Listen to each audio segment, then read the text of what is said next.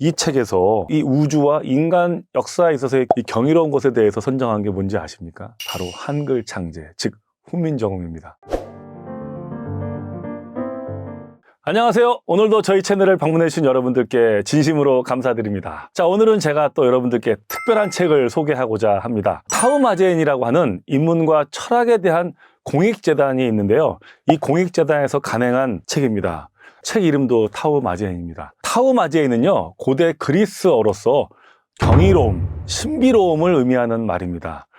바로 놀랍고 신비로운 사물을 관장한다는 바다의 신 타우마스에서 나온 말이라고 합니다. 그러니까 이 타우마제인은 그야말로 경이롭고 신비함을 의미하는 말인데요. 이 재단에서 첫 번째로 나온 책의 주제가 경이로운 세상에 관해서입니다. 자, 이 책에서는요, 세상에 경이롭지 않은 것은 없다라는 슬로건을 내세웠습니다. 그러면서 이 경이로운 세상 모든 만물 중에서 특별히 23개를 선정해서요, 각계의 전문가들과 학자들이 기고한 글로 모아진 책입니다. 궁금하지 않으십니까? 자, 여러분들께 소개합니다. 자, 첫 번째, 바로 우주입니다. 우리 인간의 이성과 상상력으로는 도무지 그 끝을 알 수 없는 이 우주. 그리고 우리 인간은요, 아직 이 우주에 대해서 제대로 알고 있지 못합니다. 우리가 밝혀낸 우주는 고작 몇 %밖에 안 된다고 합니다. 아직 우리가 제대로 알지도 못하는 암흑 물질과 유령 물질이 우주의 대부분을 차지하고 있죠. 자, 두 번째로 경이로운 게 뭘까요? 바로 지구입니다. 자, 지구를 블루마블이라고도 부르죠. 푸른 대리석 같다는 말인데, 지구처럼 물이 표면을 덮고 있는 행성은 태양계에서는 우리 지구밖에 없죠. 이 지구의 신비로움에 대해서 또 많은 이야기가 실려 있습니다. 자, 세 번째, 문명을 향한 인류의 위대한 도박, 농업혁명입니다. 문명을 이룩하고 지금까지 인류가 이렇게 번영했는데요. 사실은 이 농사를 짓는 게 거대한 도박이었다라고 얘기합니다. 그리고 우리 한국을 만든 것도 바로 우리 한민족이 쌀 농사라는 도박을 했다는 이야기도 나옵니다. 자, 네 번째입니다.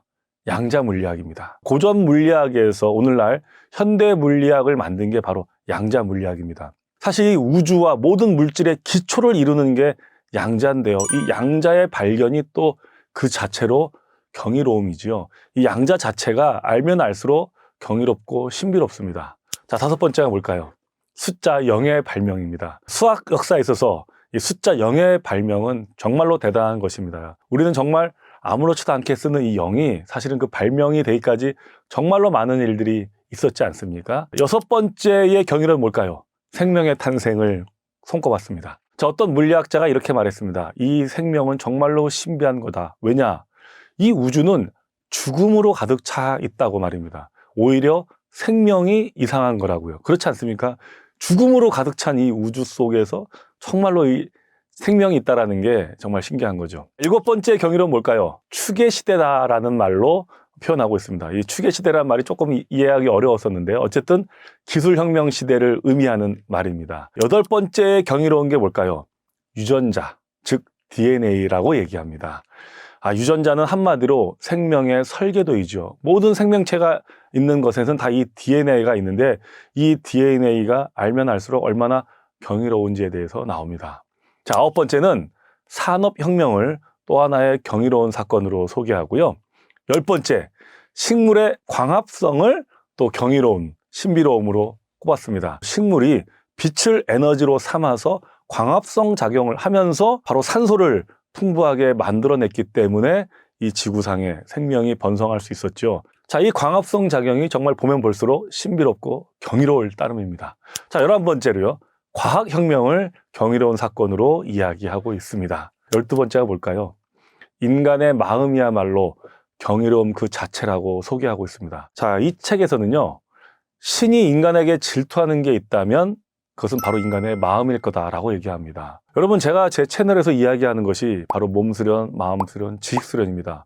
마음을 수련하는 것이 인생을 살면서 얼마나 중요한지에 대해서 깨달으면서 제가 하루하루 살아가고 있는데요.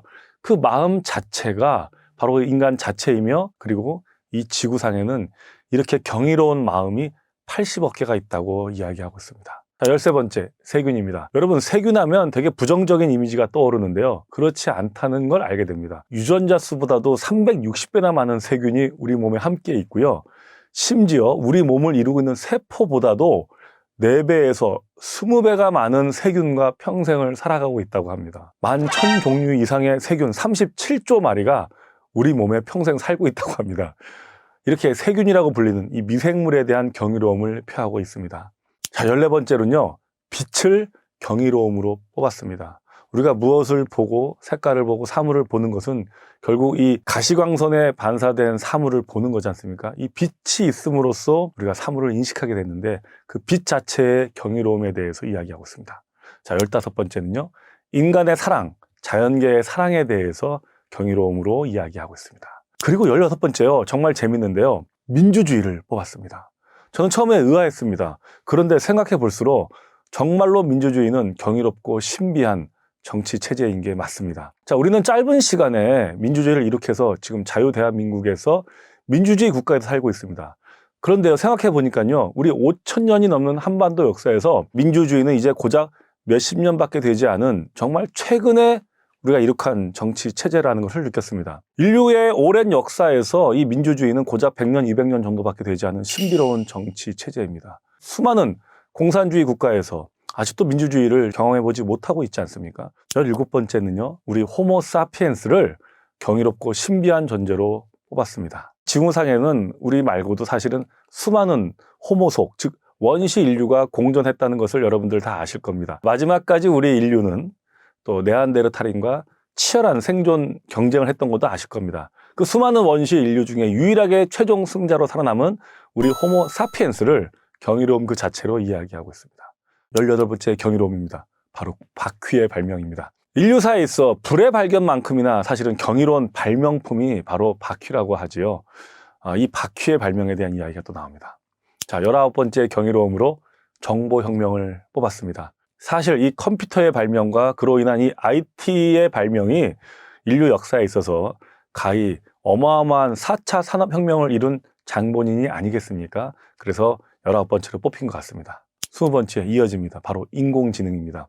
이제는 어떠한 산업 분야도 인공지능을 빼놓고는 이야기할 수 없는 시대를 맞게 되었는데요. 이 인공지능의 경이로움에 대해서 이야기를 하고 있습니다. 그리고 21번째입니다.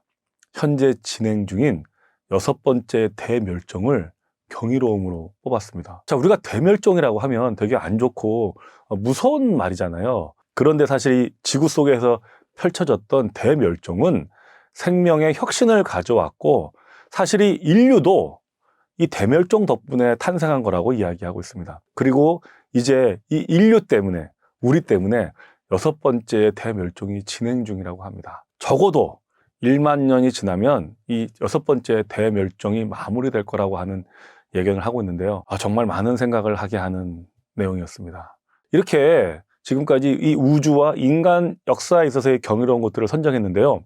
이 책에서 이 경이로운 것에 대해서 선정한 게 뭔지 아십니까? 22번째, 바로 한글 창제, 즉 훈민정음입니다. 저는 오랫동안 영어를 비롯한 외국어를 가르치는 교육사업자로서, 그리고 또 가나다라는 브랜드로 한국어를 전 세계에 서비스하는 언어교육 사업자로서 제가 훈민정음에 대해서 특강한 것이 현재 누적 조회수 280만이 넘어서 현재 대한민국에서 훈민정음 특강으로는 나름 선두를 달리고 있습니다. 정말 많은 분들이 응원해 주셔서 감사할 따름인데요. 이 책에서 경이롭고 신비로운 것으로 바로 이 한글 창제를 손꼽은 겁니다. 이 훈민정음은 인류의 문자 발명 역사에 있어서 정말 대단한 위치를 갖고 있습니다. 제 강의를 들어보신 분들은 다 공감하실 텐데요. 훈민정음이라는 문자는요, 인류 역사에 있어서는 다시는 나오지 않을, 그야말로 인간이 만든 문자 중에 끝판왕의 끝판왕입니다. 초성, 중성, 종성, 그리고 인간의 구강 구조와 음양오양의 우주 이론과 철학을 집대성화해서 만들었고요.